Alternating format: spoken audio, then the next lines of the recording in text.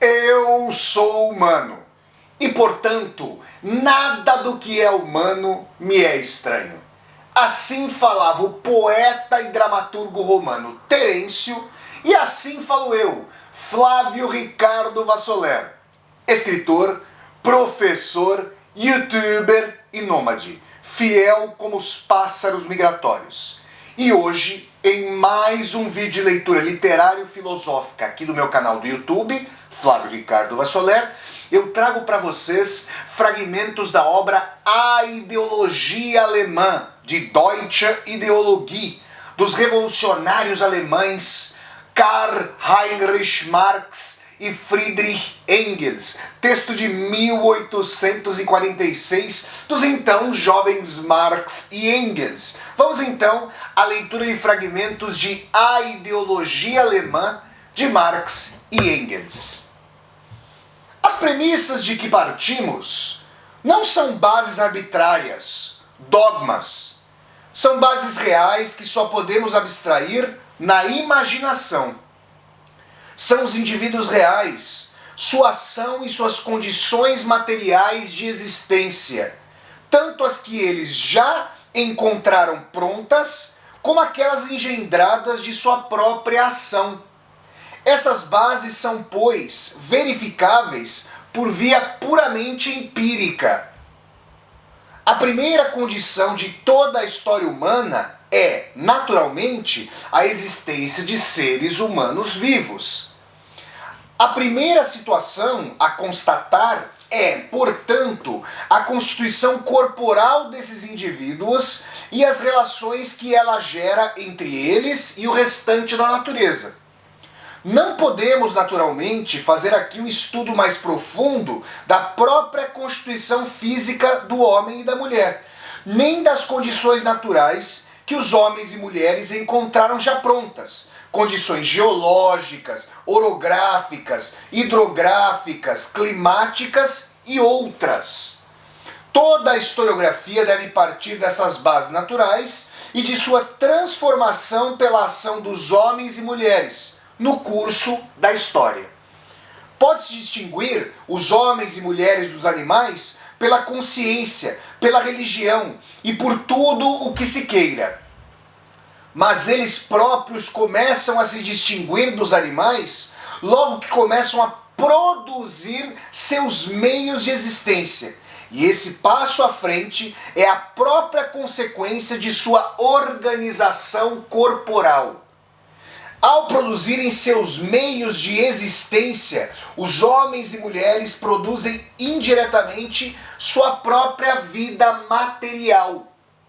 A maneira como os homens e mulheres produzem seus meios de existência depende, antes de mais nada, da natureza dos meios de existência já encontrados e que eles precisam reproduzir.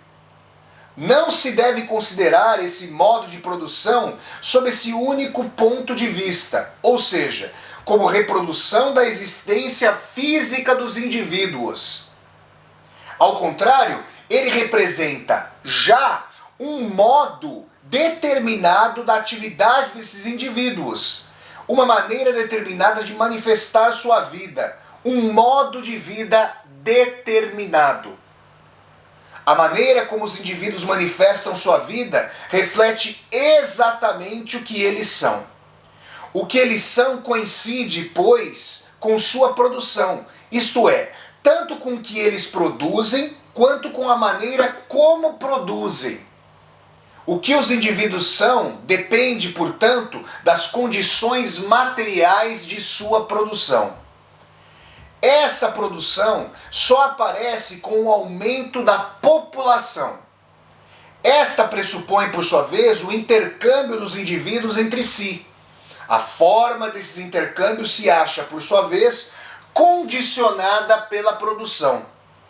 As relações entre as diferentes nações dependem do estágio de desenvolvimento em que cada uma delas se encontra, no que concerne às forças produtivas, a divisão do trabalho e as relações internas. Esse princípio é universalmente reconhecido. Entretanto, não só as relações entre uma nação e outra, mas também toda a estrutura interna de cada nação, tudo isso depende do nível de desenvolvimento de sua produção e de seus intercâmbios internos e externos. Reconhece-se da maneira mais patente o grau de desenvolvimento alcançado pelas forças produtivas de uma nação, pelo grau de desenvolvimento alcançado pela divisão do trabalho.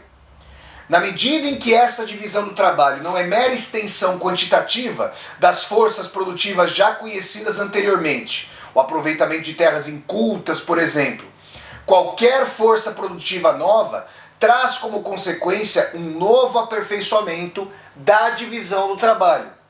A divisão do trabalho no interior de uma nação gera, antes de mais nada, a separação entre trabalho industrial e comercial de um lado e trabalho agrícola de outro.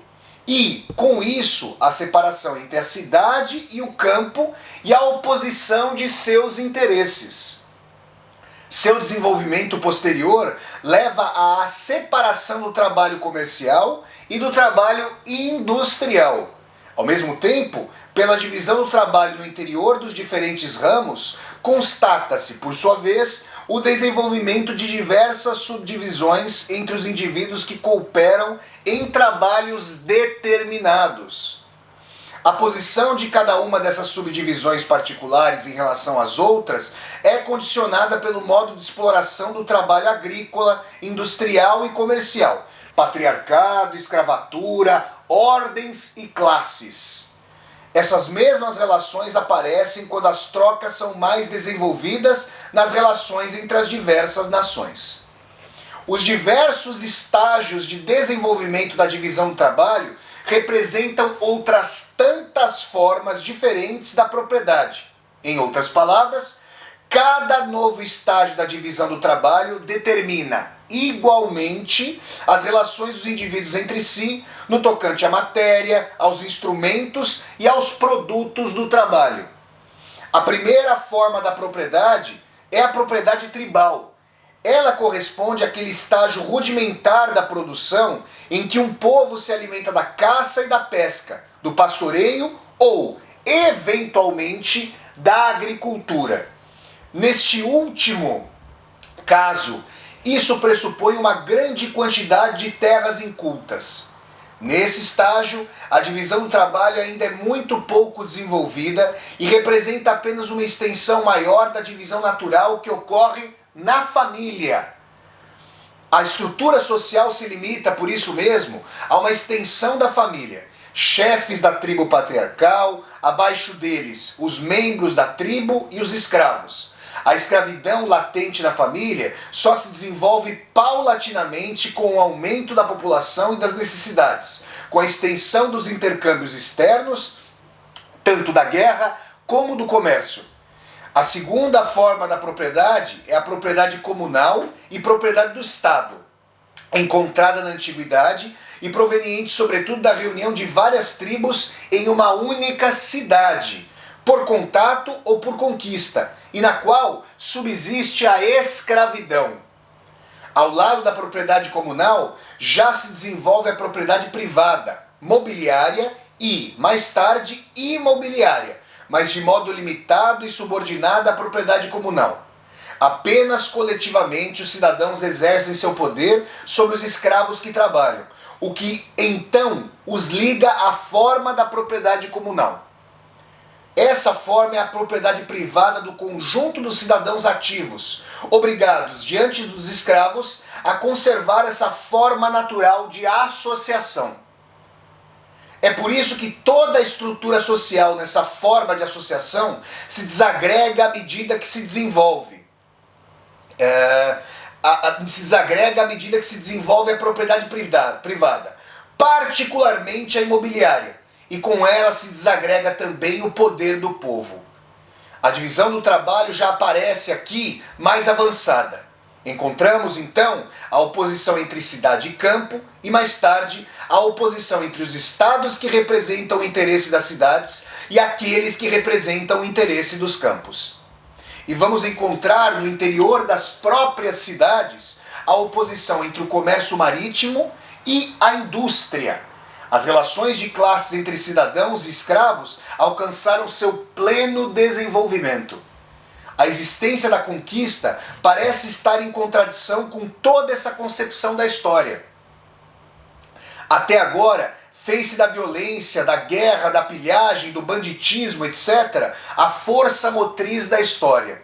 Somos forçados aqui a nos limitarmos aos pontos capitais. Por isso, tomamos apenas o exemplo muito eloquente da destruição de uma velha civilização por um povo bárbaro e a consequente formação de uma nova estrutura social, que recomeça a partir do zero. Roma e os bárbaros, o feudalismo e a Gália, o Baixo Império e os turcos.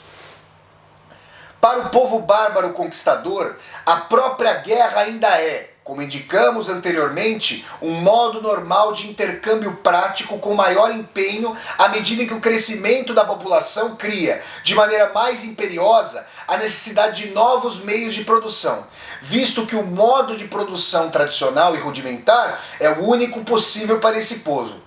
Na Itália, ao contrário, assiste-se à concentração da propriedade fundiária, realizada por herança, por compra e pagamento de dívida, uma vez que a extrema dissolução dos costumes e a raridade dos casamentos provocavam a extinção progressiva das velhas famílias, passando seus bens para as mãos de poucos.